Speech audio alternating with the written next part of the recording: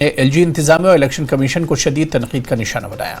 उमर अब्दुल्ला ने कहा कि इलेक्शन कमीशन भी इसमें कसूरवार है। उन्होंने सवाल उठाते हुए कहा कि पहले यह हदबंदी क्यों नहीं की गई। उमर अब्दुल्ला ने कहा कि उन्हें खदशा है कि पार्लिमानी इंतखाबात को भी मनसूख न करें। पहले ही सही पता था कि इनका टर्म 5 साल का होता है। 2018 में इलेक्शन हुए, 2023 में इलेक्शन होने चाहिए, तो क्या 22 में आप ये शुरू नहीं कर सकते थे?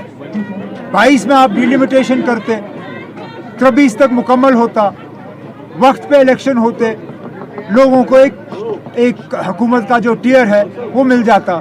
असेंबली आप कर नहीं रहे हो।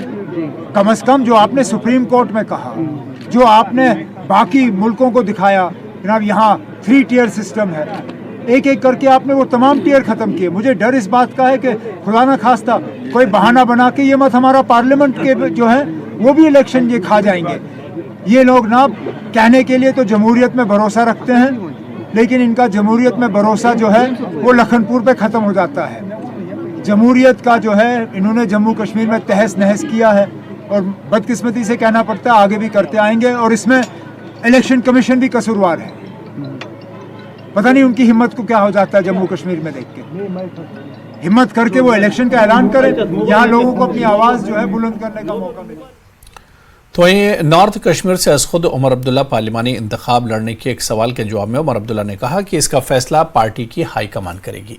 उन्होंने मजीद कहा कि जम्मू कश्मीर के लोग अब इलेक्शन चाहते हैं। इलेक्शन कमीशन को जम्मू कश्मीर में जल्द इलेक्शन कराने चाहिए।